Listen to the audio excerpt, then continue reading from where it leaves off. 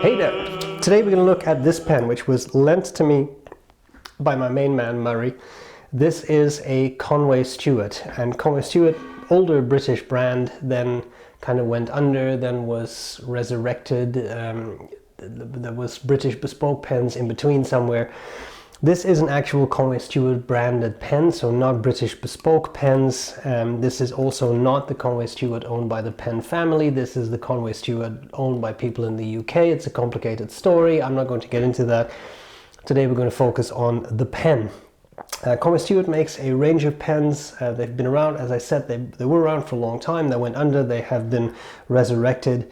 The Model 100 is a very nice pen, one that comes in a lot of nice materials. They also make the Winston, and then they make the Churchill. Many years ago I reviewed a Winston, incidentally in the same material as this Churchill.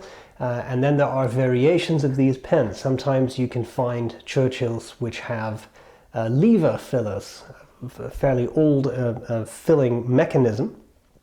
But this one is just a cartridge converter filled pen. They're fairly large pens, and they have, when I say they are, I mean both the Winstons and the Churchills. I remember the Winston to be a little girthier than the Churchill, but it's quite a nice pen. This one is brass lined, and that is quite interesting because that makes for a very pleasant weight to it. Which, if it was just the acrylic or celluloid material that they used to be, it would be a lot lighter. So that's quite a nice touch. I'm going to cover the parts of the pen. I will do a writing sample, and then I will tell you what I like about it and what I don't like about it. Let's get started. The Conway Stewart Churchill. Bracket green. It's a nice material. And they typically come in nice boxes, but I don't have the box because I just borrowed this pen. When I say it's a larger pen, I'm certainly not joking. It's fairly girthy and it's fairly long as compared here to the Pilot Metropolitan. You can see that. I should probably not lean over too much and give you some actual light, sorry. So pretty good. I've always liked the looks of this pen, and this green is, I've always found it really appealing. They also do a really nice job polishing them, so they're really nice and shiny pens. This is, you can get the nibs 18 karat, extra fine, medium, broad. The pen itself costs $765 US, and then it's $95 extra for a nib. You can have that customized left oblique, right oblique, stub or italic. That's another $76. So it's not a cheap pen. The nice thing about these pens, in my mind, is that they have a brass liner in the inside. I'll try to show you that. That gives a bit more weight to the pens. That makes them really quite nice. Like I said, there is also, it's confusing, there's also a Winston model and then there's a Churchill model. These are two completely different pens. You can get them in largely the same material. The Winston also has a brass liner, but it's a slightly different filling system. That those have captive converters, and these, as like I said before, you can also get lever fillers. So a lot of different variations out there, but don't confuse the Winstons and the Churchills because they are completely different pens. Let's look at the parts of the pen. So on top we have this black finial, nothing going on, and then you have these ribs, which are quite nice. We have these gold colored trims, gold, gold, gold. We have the clips. These clips are pretty nice and springy and a bit vintage looking, I've always found, and they do have the Conway Stewart logo on them. Then we have the actual barrel. This barrel is not engraved with a brand name or anything. I know some people who really hate when barrels get engraved. That's kind of nice. Then we have this end cap. Looks a bit like a piston turning knob, but it's not. This is a cartridge converter filled pen. Like I said, you could get them as lever fillers, but this is cartridge converter filled. Rather large cap, right? Relatively speaking, when you look at the whole pen, it's a pretty sizable cap, which adds to its somewhat majestic proportions, I feel. Nice section, quite long, very smooth. There are some threads in the barrel, but they're really fine, so you don't feel them. 2 more gold rings, and then you have the nib with the Conway Stewart logo. It says Conway Stewart, looks like a laser engraving, and then it says 18K 750 broad. This looks like a Yovo nib, plastic feed, And like I said, quite large, but with that long section, I find it very comfortable to hold. This pen also posts, and then you certainly get a large pen in your hands, but it is possible. Like I said, this particular model is cartridge converter filled. So here we have the converter. Nice that this metal part is gold, matches the trim of the pen. It's nice eye for detail, I find. And then, I don't know how well you can see it, probably not very well, but inside the barrel, I'm just trying to have it catch light one way or another, but it's not that easy. In here, at about that level, is a brass liner, and you can feel the weight of that brass because of that, which makes for a nice, not super heavy, but certainly heavier pen than it would be if this was just celluloid or acrylic. Okay, let's have a look at how this pen writes.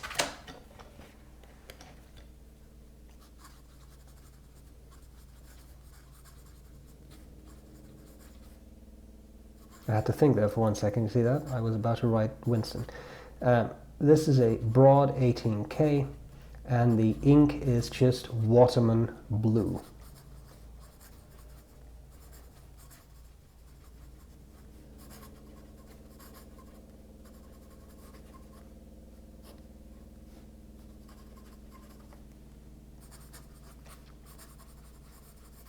And you may hear that this nib sings a little bit. Now, before we get into that whole ravine of despair, some people really love that, other people don't. I have only found this to sing on very smooth or coated paper like this Rhodia. Other paper, it's not an issue. I will say I find it a very pleasant writer. It's nice and it's very smooth. It's not too wet, not too dry, nicely tuned. And there seems to be, as you sometimes see on broad nibs, this is no pressure, a little bit of an italic feeling to it, where the downstroke is wider than the side stroke. On broader nibs, it can be hard to avoid. Line variation, there is some to be had, but very careful. It's not a flex nib, it's not labeled as such. For those of you who enjoy such a thing, there is reverse writing, but as you can see, the pen runs dry almost immediately, and it doesn't really work well that way. But some people really love it. That's why that is still in the reviews. Okay, this was the overview of the pen.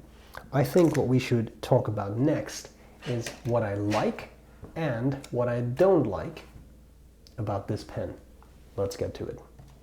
What do I like? What do I not like about the Conway Stewart Churchill? There's a lot going for it. This green material I have always really liked. I think it's very attractive. It's a, to me, beautiful material. I like the looks of the pen. Very classic proportions, larger pen without being obscenely oversized. I think that's very nice. I find this pen very comfortable. The section is long, tapers nicely, very comfortable to hold. Number 6 nib looks good to me, looks pretty much in proportion, although these days everybody wants number 8 nibs. I think it's pretty nice, comfortable, can post if you really want to, and a very pleasant writer. This pen has a very nice nib. I like all these things. I like the fun details, like these ribs on top. I've always thought that was a nice touch. I don't know if you can see that, but there's these ribs on top there. I like that. I think two things that I would, final thing, I like the brass liner is very nice. That gives just a little bit more heft to the pen without making it too heavy. And it makes for a really nice and balanced writing experience. If I could change things, or could point out things I don't like so much, there are two things. I would really love it if these pieces at the end were the same material as the rest of the pen. Right now they're black, and this is a fairly dark green material, so from a distance you don't even notice the difference. Once you get up close though, you do. Given how dark that green is, you don't see it tremendously, but I have seen these pens. They come in pretty much every color of the rainbow. If you have a bright red, for example, or reddish material, the black stands out more. I think it would be really cool to have the same material for that. The final other thing I will say is these pens are not cheap, right? So I looked on the website, Conway Stewart's website, they're $765 US. Then it is $95 extra for a nib, extra fine, medium, broad, and then there is an additional $76 if you want a left or right oblique, a stub, or an italic nib. But those are customized nibs. But even a regular nib, if you just want a medium nib, it's $95 extra. So you at that point you're well over $800, which I think is expensive. Yes, it's a gold nib, and that's very nice. It's a nice pen, a nice writer. I have no complaints there. But at the end of the day, it is a cartridge converter filled pen. It's not a limited edition. It's none of these things. So it's certainly expensive, I think, for what it is. That's all there's to it. I hope this was useful. Very kind thank you to Murray for lending me the pen. Let me know what you think, and I'll gladly see you later. Bye.